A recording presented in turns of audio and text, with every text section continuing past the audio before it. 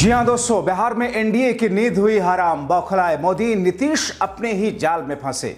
नीतीश को अपने खास से मिला धोखा, इंडिया गठबंधन की राह हुई और आसान।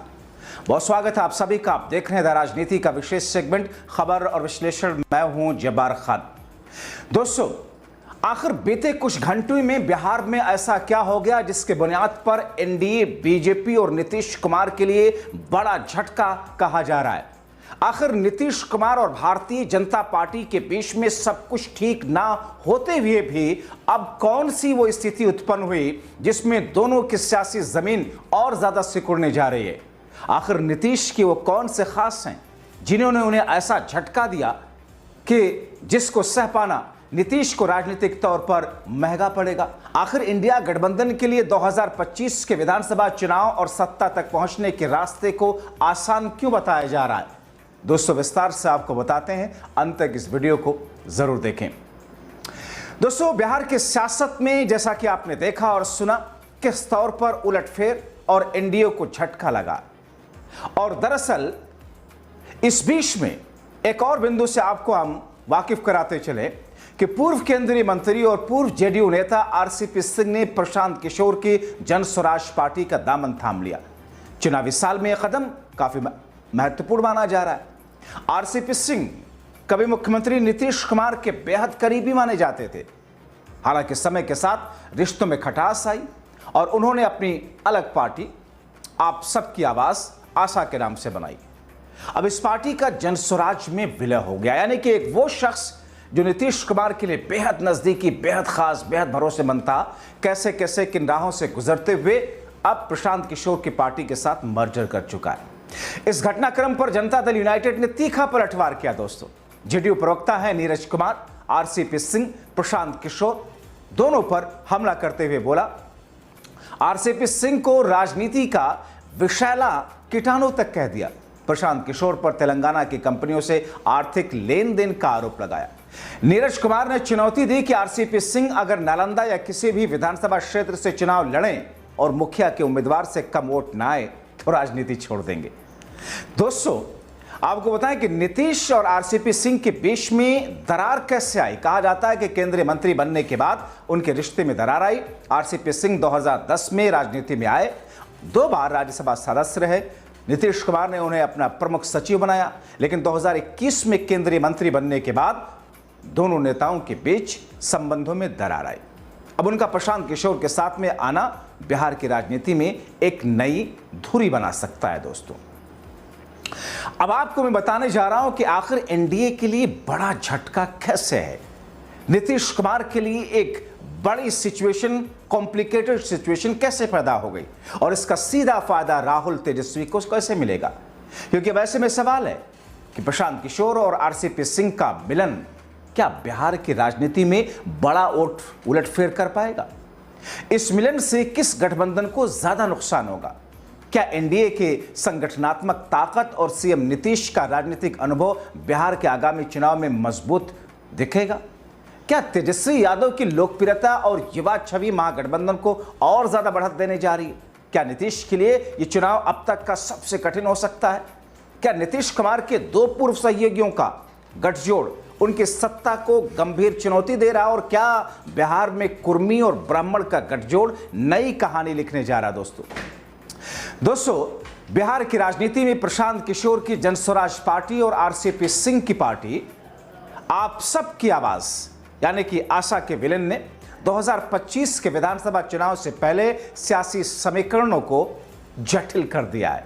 खुश है राहुल गांधी, खुश है लालू प्रसाद यादव, तेजस्वी यादव, चेहरे पे शिकन है, माथे पे बल है नीतीश कुमार के, माथे पर बल है चिराग पासवान, जीतन राम मांझी के भी माथे पे बल है भारतीय जनता पार्टी की। सिर्फ आरसीपी सिंह के जाने की वजह से नहीं, बल्कि जो राजनीतिक पूरा समीकरण बदल रहा बिहार के अंदर, क्योंकि भारतीय जनता पार्टी एक तरफ नीतीश कुमार को किस तरीके से हाशिए पर रखने का पूरा प्लान लेकर के चल रही है, दूसरी तरफ नीतीश कुमार 43 से बढ़कर के 93-73 तक पहुंचने की कोशिश कर रहे हैं।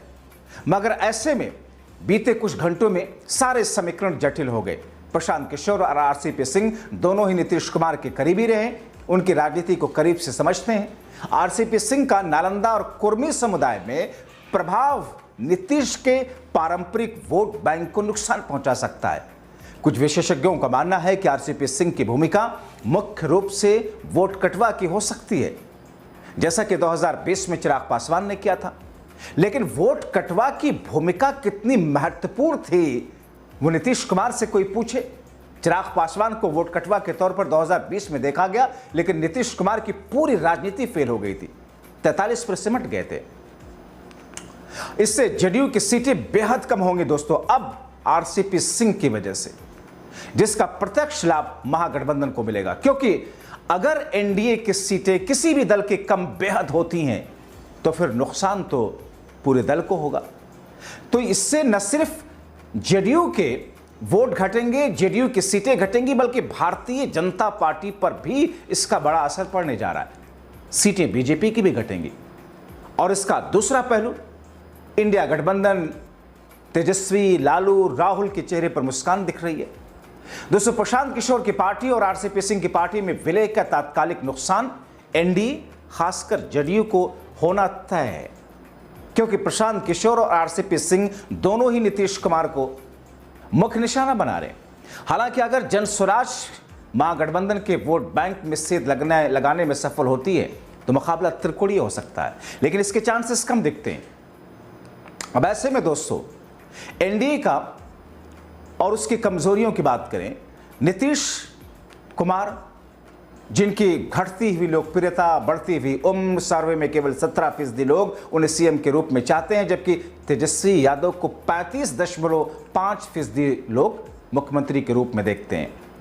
जेडीयू बीजेपी के बीच में सीट बंटवारे को लेकर संभावित तनाव, जनस्वराज और आरसीपी सिंह का नीतीश के वोट बैंक पर हमला, तो ये तीनों कड़ियों को जब जोड़ करके देखेंगे तो भारतीय जनता पार्टी के लिए, एनडीए के लिए बिहार में एक ऐसी स्थिति उत्पन्न हो रही है जिसके बारे में शायद उन्होंने सोचा नहीं होगा। जबकि महागठबंधन की बात करें तो तेजस्वी यादव की युवा छवि, 2020 में आरजेडी की सबसे बड़ी पार्टी बनने का रिकॉर्ड, यादव मुस्लिम वोट बैंक का मजबूत समर्थन के साथ में इस बार वक्फ कानून पर नीतीश कुमार का समर्थन करना और एनडीए से जुड़ी हुई दूसरी पार्टियां, जिसमें चिराग पासवान को भी मुस्लिमों का वोट मिलता था, कुछ हद तक मांझी को भी मिल जाता था, वो एक तरीके से छिटकाई।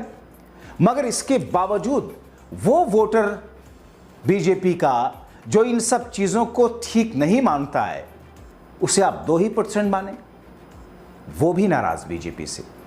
तो कहीं ना कहीं एनडीए के लिए एक बड़ा झटका, एनडीए के लिए एक बड़ी स्थिति उत्पन्न हो रही है, कॉम्प्लिकेशन वाली।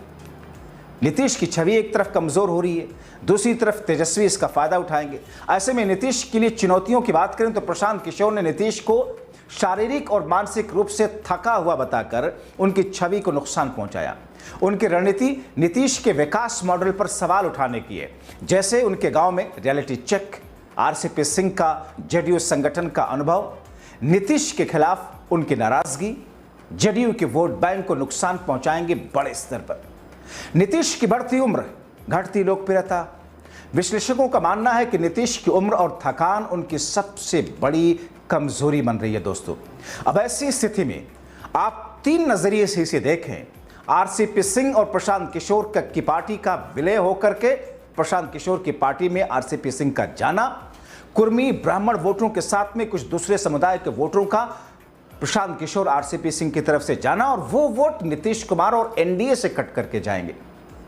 दूसरी तरफ इंडिया गठबंधन, जिसमें इन सब चीजों का तोड़ लेकर के पिछले रिकॉर्ड की बुनियाद पर अब कहीं ना कहीं आगे बढ़ने की जो रफ्तार है उससे और धार मिलेगी। तो फिर ऐसे में दोस्तों, जहां एक तरफ पहले से ही नीतीश कुमार एक अंदाज में पर्दे के पीछे बीजेपी ने जो कागजी प्लानिंग तैयार की, उसमें बीजेपी ने उनको हाशिए पर ढकेल रखा था, मगर अब ऐसे में आरसीपी सिंह का प्रशांत किशोर की तरफ जाना, बहुत सारे लोग तो यहां तक कहते हैं कि ये बीजेपी की एक चाल भी हो सकती है। बीजेपी ने आरसीपी सिंह को प्रशांत किशोर के साथ मिलाकर के नीतीश के उस कोर वोट बैंक में सेंधमारी करा दी है, लेकिन शायद भूल रहे हैं, दूसरों के लिए गड्ढा खोदने वाले कई बार उस गड्ढे में खुद सबसे पहले गिरते हैं। नीतीश के लिए अगर यह गड्ढा खोदा गया है तो राजनीतिक जानकार ये बता रहे हैं कि इसका खामियाजा बीजेपी को भी भुगतना पड़ेगा। ऐसा नहीं है, जाहिर तौर पर घर के आसपास में आग लगती है तो उसकी आंच तो आती ही है। आपने देखा होगा, एक मशहूर शेर है कि लगेगी आग तो जद में तुम्हारे घर भी आएंगे, यहाँ कोई अकेले हमारा मकान थोड़ी है।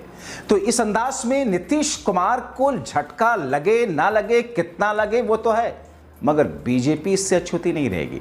तो कुल मिलाकर के देखा जाए, अगर बिहार की राजनीति को नजदीक से देखने वाले और कवर करने वाले लोगों के साथ में जैसा मैंने समझने की कोशिश की, तो इसका पूर्ण रूप से अगर एनालिसिस किया जाए तो उसमें नफे के तौर पर इंडिया गठबंधन बीते 24 घंटों में आता हुआ दिख रहा है। इस एक स्टेप से नुकसान के तौर पर एनडीए के साथ में एक बड़ा झटका लगने वाली स्थिति बनती हुई दिख रही है।